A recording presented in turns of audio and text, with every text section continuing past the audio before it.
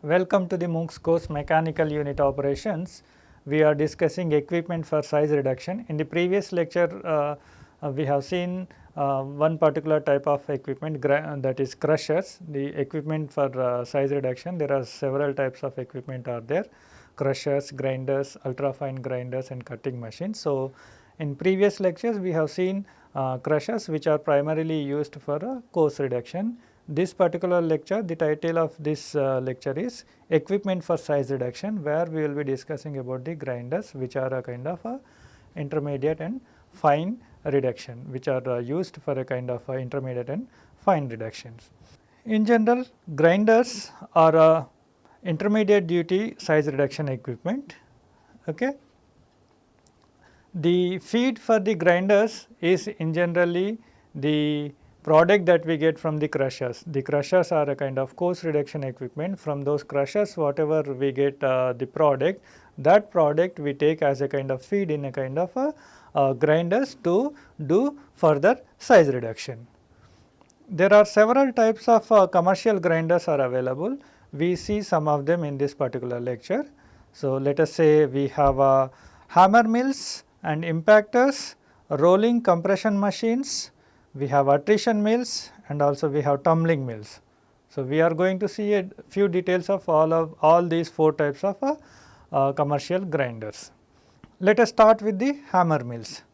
Hammer mills are in general what looks like this as shown in the schematic. Here what we have a high speed rotor is there in general, like they are shown here in a kind of cylindrical case in are shown here like this.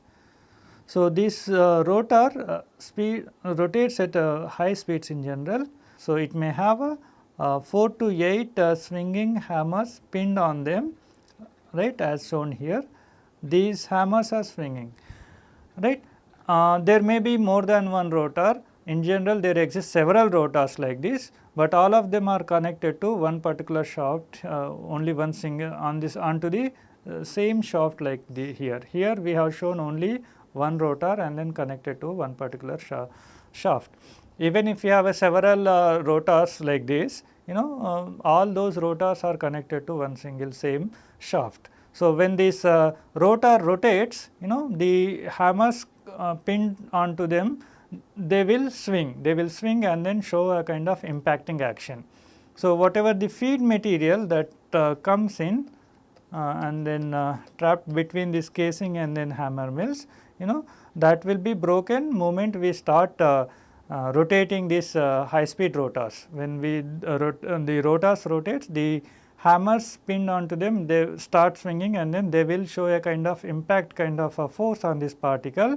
Those particles will be broken down and then size reduction will take place. Sometimes these broken particles will fly towards the casings like this, and then they will further be undergoing some kind of size reduction when they have a kind of impact on these casings also, right. And what happens, these swinging hammers will also have a kind of swing in such a way that there will be a kind of attrition also taking place. So, in these hammer mills, the size reduction occur by two types of forces. One is the impact kind of force, another one is a kind of attrition kind of force, right. And then whatever the size reduction material that is collected over here, that will be pushed through a grate or a screen, right, which is connected at the bottom, right. So, whatever the, let us say you have you need to have a kind of particles passing through 200 mesh, something like that. So, then you can have a screen of 200 mesh here, and then the materials finer than the 200 mesh size, they will be taken out, collected out as a kind of product, whereas the other products will be retained inside the casing and then they will further be undergoing a kind of size reduction. So, that is the basic principle. We see one by one the details as well, right. So, this is what the basic principle in the hammer mills, any of the hammer mills that we take. Okay. That is, feed dropped into top of casing is broken and falls out through a bottom opening here as shown here. Solids are broken by a sets of swinging hammers pinned to a rotor disc, right. We have a rotor disc, there may be several rotor discs. The solid particles entering the grinding zone cannot escape without being struck by the hammers, because there are several number of rotors are existing, and then each rotor is pinned with 4 to 8 swinging hammers. So, it is not possible that particle to escape without being hammered by a swinging hammer. So, whatever the feed that is enters, that will definitely be struck by the hammers because of so many rotors, and then each rotor is having so many swinging hammers. Okay. So, there is a definite the size reduction would be, degree of size reduction would definitely be higher in this particular case. Whatever the solids are there, once they being struck by the hammers, they will be shattered into small pieces, and these pieces, as I mentioned, fly against a stationary plate inside the casing and then break into still smaller fragments. So, they will further also be broken into a smaller pieces once they interact with the stationary plate inside the casing. These small fragments are further rubbed into powder by hammers. These swinging hammers design is such a way that not only the swinging action is taking place, but also there is a kind of a rubbing action kind of thing is there. So, because of that one, these small already broken particle will further undergo kind of a rubbing action. So, these powder then pushed through a grate or screen that covers discharge opening. Okay.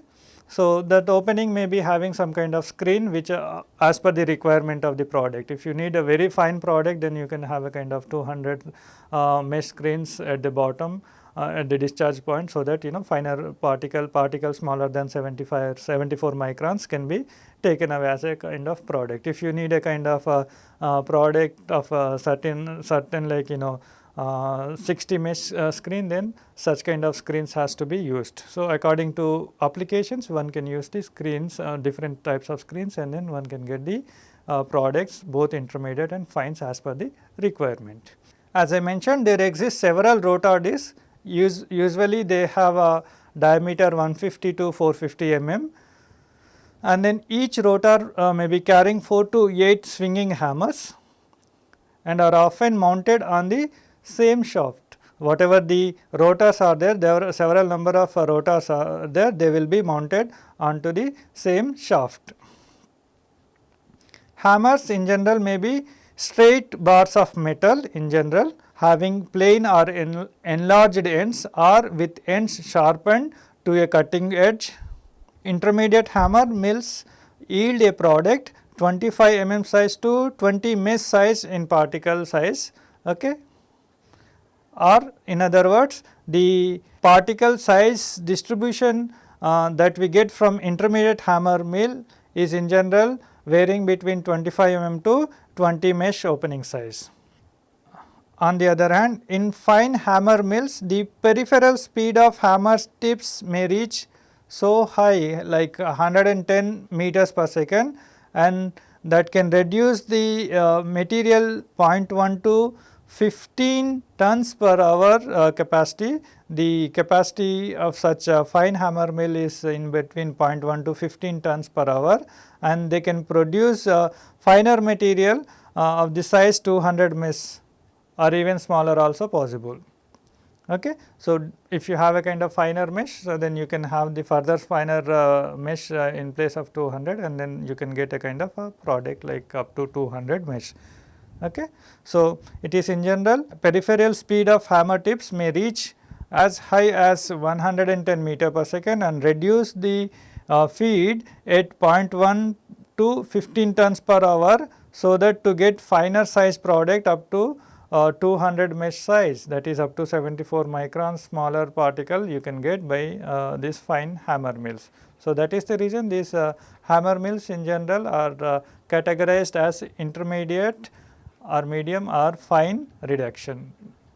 Okay. whereas the crushers are classified or kind of used for a coarse reduction. These mills, these grinders in general are a kind of intermediate and fine mills, fine reduction. Hammer mills have a advantage of grinding both the tough and then soft material. So, they can grind tough fibrous solids like bark or leather, steel, turnings, etc. They can also handle soft wet pastes, sticky clays, hard rock, etc. Okay.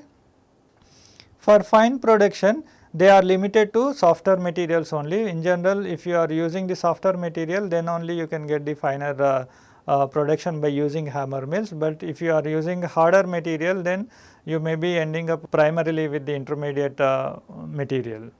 The capacity and power requirements of a hammer mill vary greatly with the nature of the feed, and these capacity and power requirements cannot be measured with a confidence from theoretical consideration. So, how to get these capacity and then power requirement for these kind of hammer mills? One has to do the real life experiments with a kind of small setup or a kind of full scale test by using the actual material that is to be grounded. So, that is capacity and power requirement for hammer mill should be found from small scale or full scale test of mill with a sample of actual material to be grounded. So, you cannot rely on the power requirement and capacity calculations theoretically that we have seen previously in the one of the previous lecture. Whatever the crushing laws that you used in order to get the power requirements, so the power requirement obtained by those crushing laws may not be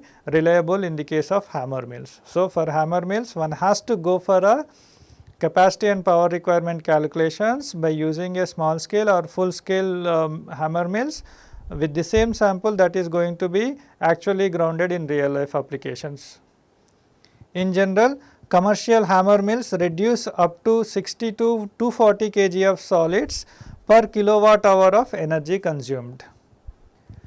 Next is the impactors. So, impactors is a kind of heavy duty hammer mills only, as we have shown here. So, the working principle is exactly same, but there are only two changes here.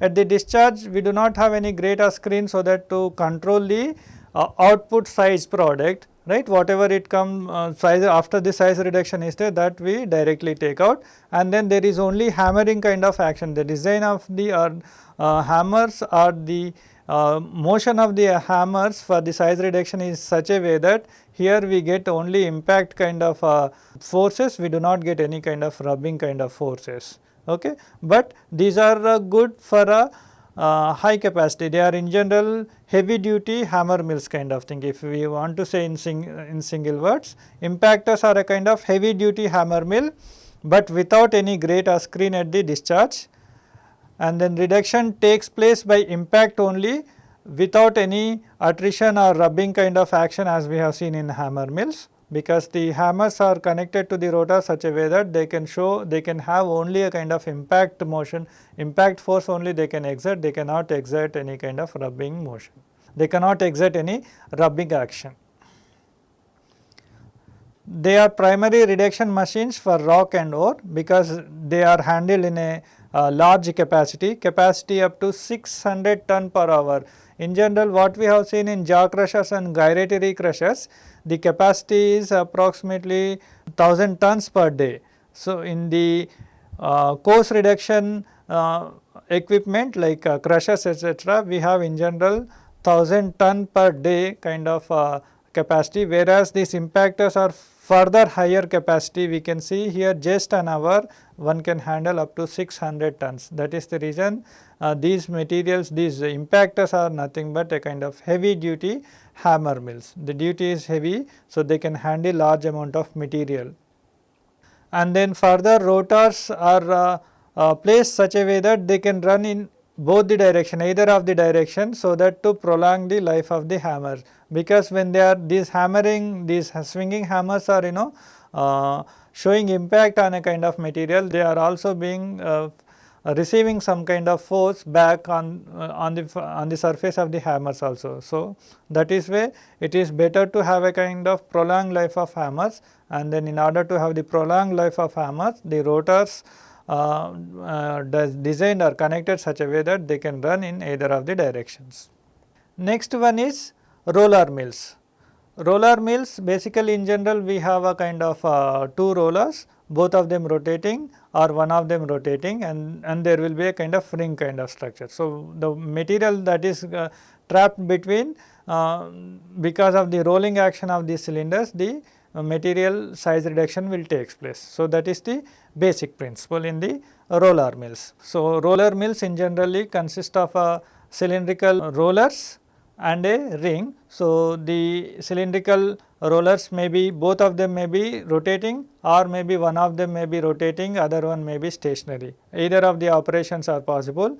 When the material that is to be undergo size reduction trapped between these rollers, that will be crushed because of the rotation of the cylinders, either one cylinder or both the cylinder rotating. So, that way the size reduction takes place. So, that is the basic principle of this roller mills. They consist cylindrical rollers and a stationary ring. Solids are caught and crushed between these rollers and stationary ring in general.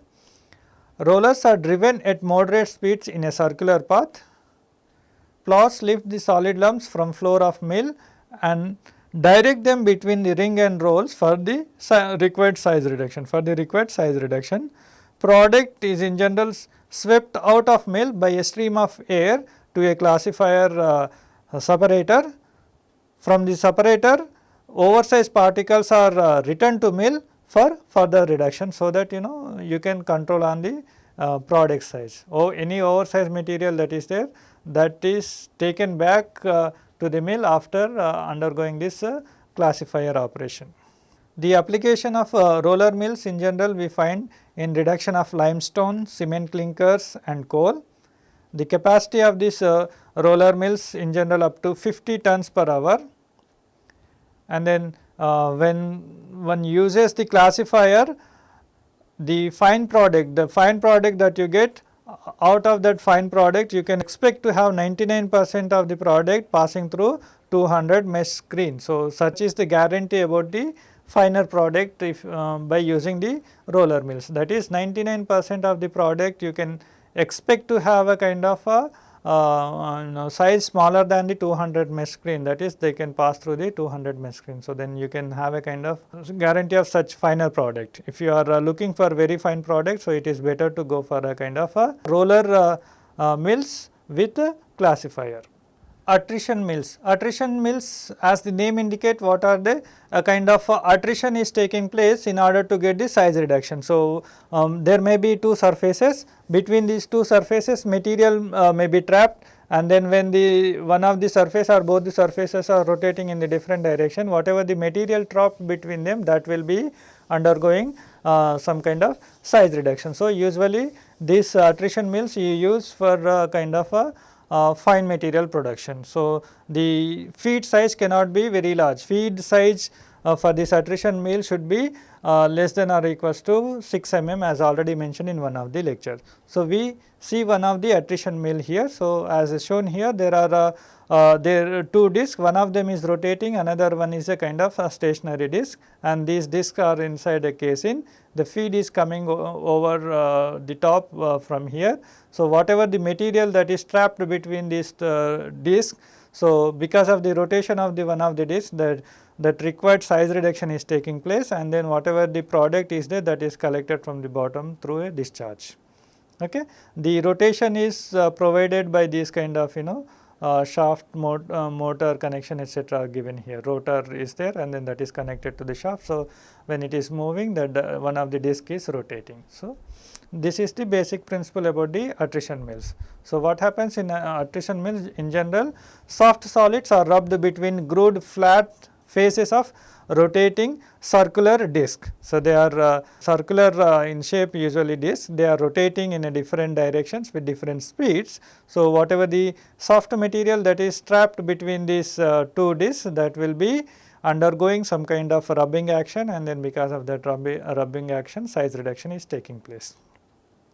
There may be two types of attrition mills. One is single runner mill, another one is the double runner mill. In the single runner mill, one disc is stationary and one rotates as shown here. So, this is a kind of for the single runner mill, because one of the disc is stationary whereas the other one is rotating. In the case of double runner machine, both discs are driven at high speed in opposite direction, right. In double runner machines, both of them may be going through a kind of very high speed rotation, and then they will be rotating in opposite direction, so that the reduction degree would be high. So, the rotation speed also very much higher in the case of a double runner machine compared to the single runner machine. The feed enters through an opening in hub of one of the disc, as I mentioned. Further, it passes outward through narrow gap between the disc and discharges from periphery into a stationary casing. Width of the gap is adjustable depending on the feed size. If your feed size is a kind of having 5 to 6 or 4 to 5 mm, so accordingly the gap between these two discs can be adjusted. If you are having, let us say, feed 1 mm or 2 mm size, then the gap may be reduced so that the feed may be trapped comfortably between the disc, and then size reduction taking place. So, the gap is very much adjustable, and then having at least one grinding plate spring mounted is beneficial, because what happens, if at all there is unbreakable material is trapped between these two discs. So, this can separate them if unbreakable material gets into the mill by having a kind of at least one grinding plate is spring mounted, Otherwise, what happens if some kind of unbreakable material is trapped between discs, the disc may be damaged in general. So, if you have a kind of spring mounted disc, even if some kind of unbreakable material is coming and then being trapped in between. So, because of the spring action, that disc may be moving away and then protecting itself from being damaged because of the unbreakable material.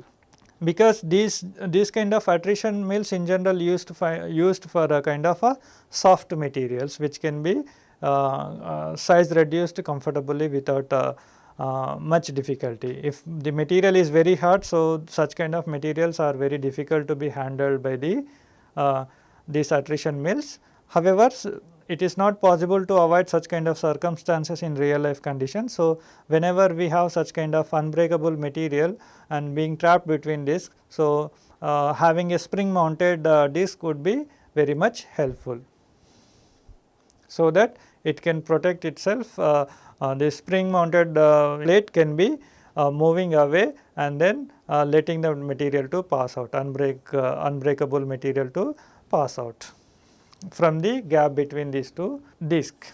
So, in general, different patterns of grooves, corrugations or teeth on the disc perform a variety of operations. So, it is not necessary that you should always have a kind of flat surface disc only. You can also have a kind of disc with different kind of patterns, like grooves, corrugations or teeth, that is also possible. So, if you have a different types of patterns on this disc, so then you can expect different kind of operations such as grinding, cracking, granulating, shredding and blending. Capacity of these attrition mills in general small, 0.5 to 8 tons per hour to produce fines passing through 200 mesh screens. The attrition mills are in general a kind of a fine reducing material. There may be some kind of intermediate material as well, but primarily purpose of this attrition mills is to produce the fine material by the attrition or rubbing kind of action. So, it is expected that the product that is coming out from the attrition mills, they should be able to pass through large mesh number screens, something like 200 mesh screens, something like that, so that one can get the finer material. Here also the energy requirement strongly depends on the nature of the feed and the degree of reduction accomplished. It is not necessary that whatever the material is coming in, that entirely is being crushed. That is not possible in all kind of machines. Only in hammer mills it is possible that whatever the material, the a solid material that is entering, that is definitely being hammered by the swinging hammers, but that kind of action is not possible always. So, the degree of reduction is also kind of a important factor in this attrition mills in order to decide the energy requirement. In addition to the feed, the degree of reduction is also a kind of an important factor to decide the energy requirement for attrition mills. Typical energy requirement for these attrition mills is in general 8 to 80 kilowatt hour per ton of the product. Though it looks like a good number, like 8 to 80 kilowatt hour per ton of product, it is very much higher than any other crushers or grinders that we have discussed so far.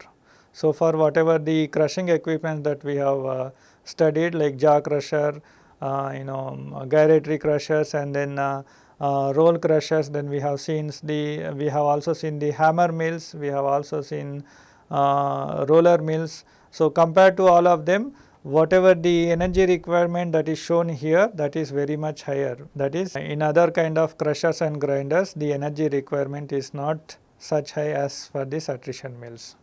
That is because it also depends, the energy requirements in the attrition mills, it also depends on the degree of reduction that has been accomplished in general. Now, we see difference between the single runner attrition mill and double runner attrition mill. What happens, what type of materials in general they handle, and those details we compare.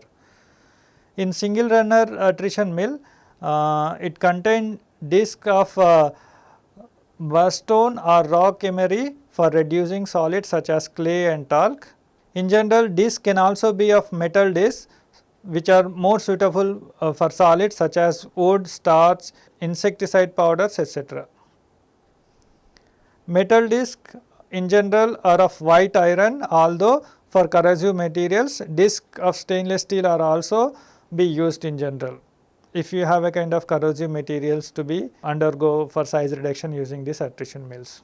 And disc in general have a 250 to 1400 mm in diameter in the case of single runner attrition mill, and they run at moderate speed 350 to 700 rpm. Whereas in the double runner attrition mill, they produce finer products than single runner mills in general, because of both the discs are rotating, and they are rotating in the opposite direction, and they rotate at much higher speed compared to the single runner attrition mills. So, that is the reason double runner attrition mills produce finer products than single runner mills. However, they can process softer feeds in general, and then in these double runner attrition mills, air is blown through a mill to remove product and then prevent choking, otherwise choking may take place. Discs are cooled with water or refrigerated brine solution, and then it run very faster up to 7000 rpm, from 1200 to 7000 rpm, such high speed disc in double runner attrition mill rotates. Both of them are rotating in opposite direction, and they rotate at very high speeds, as high as 7000 rpm. Now, we see tumbling mills. In tumbling mills, we have a kind of a casing, usually cylindrical casing, and then in that casing we take the grinding medium. Grinding medium, different types of grinding mediums are there. Here we have shown for a convenience, balls we have shown. They can be rods, they can be chains, they can be pebbles also, depending on the applications. So, then you take up to half of the size of the this casing filled with this grinding medium, and then whatever the solids that you want to crush, that you can take in this material, and then you rotate this cylindrical casing in a particular direction for some time, and then you take the product out. So, what happens while they are rotating, these balls, let us say balls are there, they will be lifted up, and then they almost go to the top of the top surface of the cylindrical shell, and then they fall down because of the gravity. When they fall down, they will be showing impact on a kind of solid particles underneath, and those particles will be broken down into the smaller size. That is the principle in general any of the tumbling mills. Within the tumbling mills, we have the rod mills, we have the ball mills, we have the pebble mills, etc. Those names are different, but the process is same, only that grinding medium are different from one tumbling mill to the other tumbling mill, but otherwise working principle is kind of same.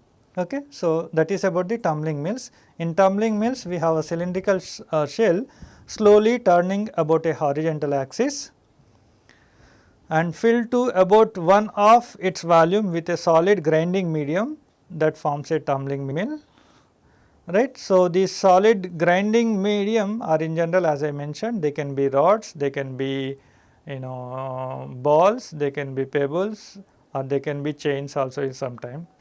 This shell is made up of steel lined with high carbon steel plate, porcelain, silica rock or rubber, any type of shell we can have. In general, we can have shells of different types of material like steel or steel lined with high carbon steel plate, porcelain, silica rock or rubber kind of things. Grinding medium is in general metal rods in kind of rod mill. If you use the metal rods as a kind of grinding medium, then those tumbling mills are can be referred as rod mill. If you use lengths of chains or balls of metals, rubber or wood balls, rubber balls, metal balls or metal chains, etc., then you can say such kind of tumbling mills as kind of ball mill. Then you can also use flint pebbles or porcelain or zirconia spheres in general. So, such kind of tumbling mill we can say pebble mill. So, all these different types of mills are same like comes under the tumbling mill category, only by the change of the grinding medium different names are given. For intermediate and fine reduction of abrasive materials, it has been found that the tumbling mills are the best option.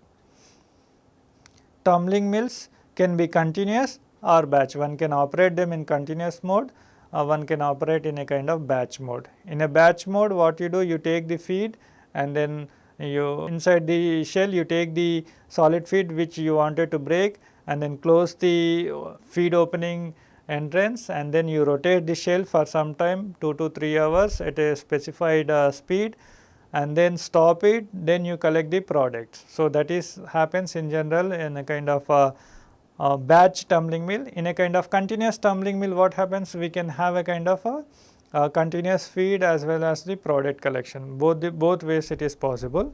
So, in a batch machine, known quantity of solid to be ground is loaded through an opening is then closed and then mill turned on for several hours. It is then stopped and then the product is discharged. In a continuous mill, solids flow steadily through the revolving shell and then collected continuously from the discharge opening. Grinding elements are in general carried upside of the shell nearly to the top, like let us say cross section of shells, if you see, let us say in 2 dimensional way, this is the shell and then let us say we have several type of balls like this we have already filled, right. Now, and then we have also taken the solid material that is need to be crushed here. Okay. So, when this shell rotates, let us say in this direction, whatever the balls are there, they will also move up like this, they will also move up in general. Almost they go up to the top of the shell and then they will fall down. Sometimes they may fall down after reaching to certain height, not almost up to the top of the shell. So, those also may fall down. When they fall down, they show a kind of impact on the particles underneath them and then those particles will go size reduction. So, from the top wherever up to whatever the height they reach, from there they fall on the particles underneath, so that to have a kind of a required size reduction operation. Okay. Energy expended in lifting grinding units is utilized in reducing the size of the solid particles. Now, we see individual details of these tumbling mills. We start with the rod mills, then we will see the ball mill and pebble mills, etc. In the rod mills, we have a casing like this. Within this casing, we have several number of rods are there inside this particular container that has been shown here, right. So, the feed material is coming from here. This shell is rotating in such a direction in one particular direction. So, the rods will also kind of moving in that particular direction of the rotation. So, once they reach the top of the almost top of the shell, they will fall down and then they will have a kind of impact underneath the particles whatever are there, and then size reduction takes place. Whatever the size reduced material are there, they will be collected from the discharge casing from here, right. So, remaining these details shown here in the picture, they are kind of design purpose, how they are running kind of thing, but basically physics is this. Here size reduction done by rolling compression as well as the attrition also, because when the shell is rotating, the rods are sliding downward and rolls over one another, right. So, because of that one, when the rods are rolling one on another, what happens, a kind of attrition takes place, and then whatever the material trapped between these rods, they will be undergoing a kind of attrition action, and then size reduction takes place. Grinding rods are usually steel rods in general. They are having diameter 25 to 125 mm in general, and then it is not necessary that we will take only one particular size rods as a kind of grinding medium. We in general have a range of rods of different diameters can be taken as a kind of a grinding medium. Rod mills are intermediate grinders which in general reduces 20 mm feed to about 10 mesh opening size. Product from a crusher generally goes through such kind of tumbling mills for final reduction, and they yield a product with little oversize and a minimum of fines. Next one is the ball mill or pebble mill. Here as I shown schematically, we have these balls, it is shown as a kind of same size, but you can have a different size balls also, right. You can have different size balls also, and these are the solid material that needs to be crushed out. So, when it rotates, let us say in this direction, so balls, what happens, they will be lifted along the rotational direction like this, and then sometimes they may reach to the top of almost to the top of the shell, sometimes they may not reach up to the top of the shell, and then they fall down. When they fall down, they have a kind of impact on these particles, that solid particles which are to be reduced, and then by that impact size reduction takes place. Here reduction is done by impact as the balls or pebbles drop from the top of the shell. In a large ball mill, shell can be as bigger as 3 meters in diameter and 4.25 meters long. Such large ball mills are also possible, and then balls can be 25 to 125 mm diameter in size.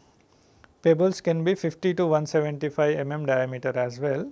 Next one is the tube mills and then compartment mills. Tube mills and compartment mills, like in these ball mills or rod mills, what we are doing, we are taking all type of or all sizes of the balls or the rods in one particular casing and then rotating, right, to have a kind of size reduction. Let us say we have a ball mill. If you take a kind of 25 mm ball, if you have a 50 mm ball, and then you have a kind of 100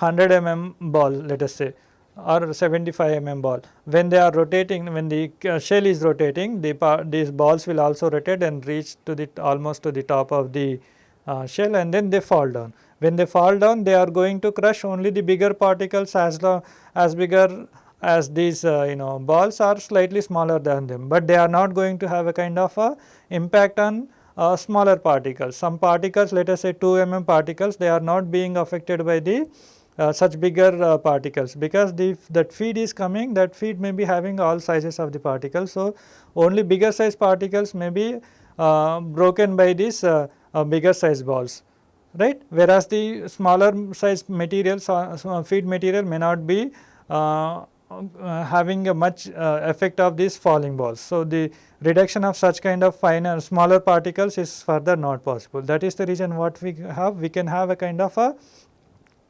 compartment, so that in one particular compartment you can have a kind of a larger size ball, in another compartment you can have a kind of smaller size balls, and then in another compartment you can have a kind of medium size balls, and then do the size reduction. That is the purpose of this tube mills and then compartments, so that you have a kind of efficiently using the energy that is provided for rotation of these shells. Tube mills and compartment mills, it is a continuous mill with a cylindrical shell. Solids ground for 2 to 5 times as long as in a shorter ball mill in general. They are best for grinding to very fine powders in single pass if the amount of energy consumed is not of primary importance. Having slotted partitions in a tube mill, one can convert it into a compartment mill. One compartment mill may contain large balls, another may containing the small balls, and the third one may be containing pebbles. So, this segregation of the grinding media, actually in compartment mills what we are doing, we are segregating the grinding media, because to avoid wastage of work, as the large and heavy balls break only large particles without interference by fines. So, that is the reason we are segregating this grinding media in compartment mills. So, by doing this compartment, energy wastage would be reduced.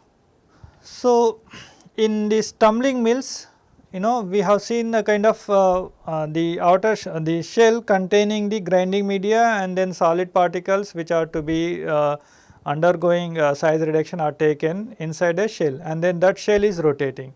So, what should be the speed of shell rotation, etc., that should be kind of very much important. So, if you have a lower speed, then the efficiency may not be good, okay. It may not have a kind of produce the product of required size. If you are rotating at very large speed, what happens, these balls and particles, all of them may be undergoing a kind of centrifugation without having kind of any kind of interaction amongst them. So, there will not be any reduction anyway.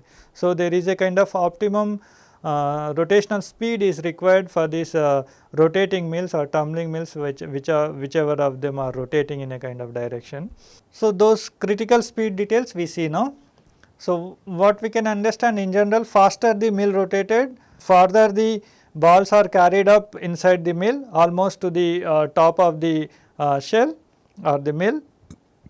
Then under such conditions, if you are rotating faster, obviously the power consumption would be more, and then greater capacity of the mill will anyway be existing. But if speed is too high, balls can be carried over and then mill can be under centrifuging conditions. So, under centrifuging condition, there will not be any kind of considerable interaction between balls and then solid particles that are to be crushed. So, there should be a kind of optimum speed or the critical speed beyond which one cannot operate these rotating mills. So, that speed is known as the speed at which centrifugation occurs, right. Speed at which centrifuging occurs is called the critical speed. That we can find out. How we can find out that one?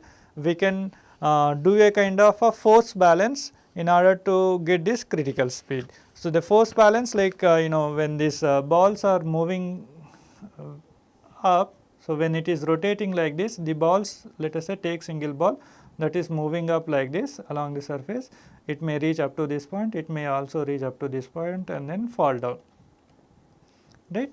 So, this is the rotation is because of the centrifugation or rotational forces and then centrifuging forces, and then the settling or the falling of this ball after reaching certain height is because of the gravity force.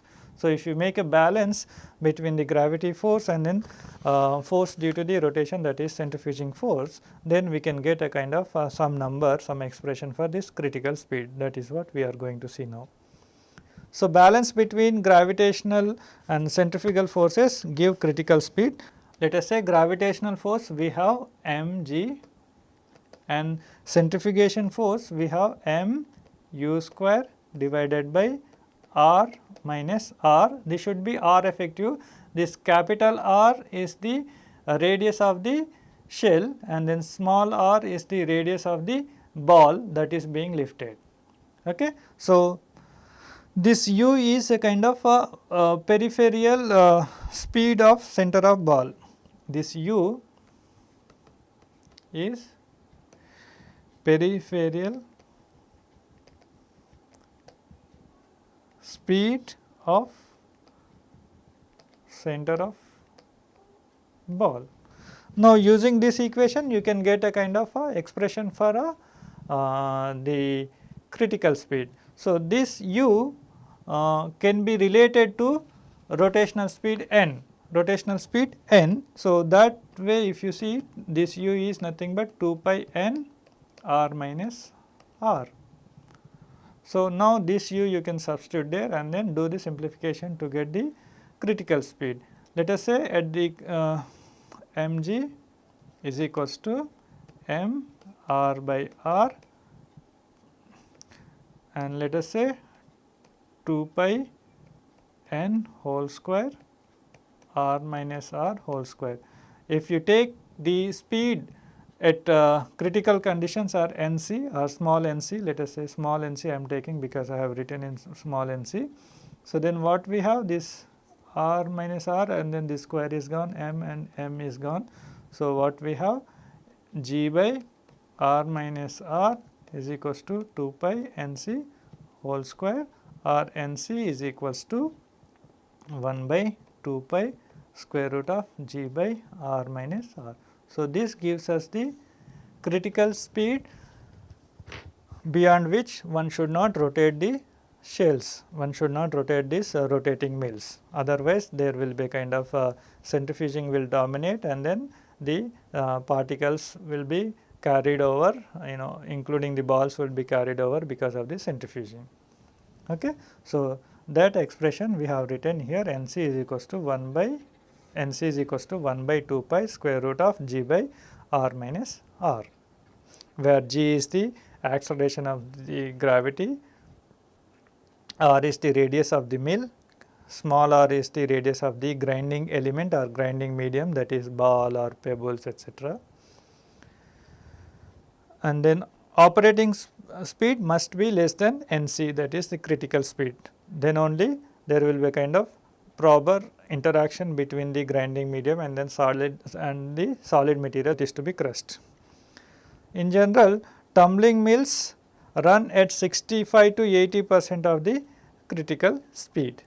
You cannot even go close to the NC critical speed value. In general, tumbling mills, industrial tumbling mills rotate at 65 to 80% of the critical speed. With further lower values for wet grinding in viscous suspension.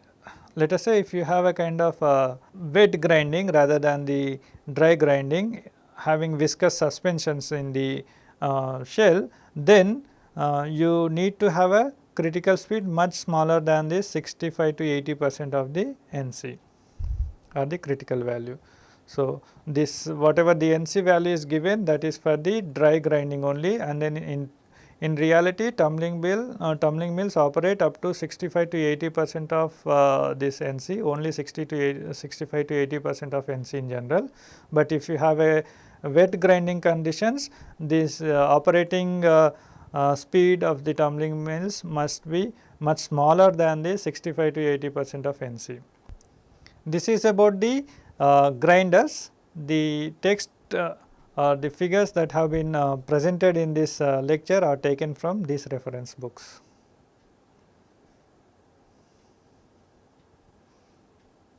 Okay. So, majority of details you can find in this McCabe and Smith book, from where I have taken the text and pictures. There are some details in this book also, but however this book Richardson and Harker is very good, especially if you wanted to have more details of several different types of industrial mills, industrial grinders, etc. So, then you can refer this third reference book, Richardson Harker, Carlson and Richardson's Chemical Engineering Series, second volume. Thank you.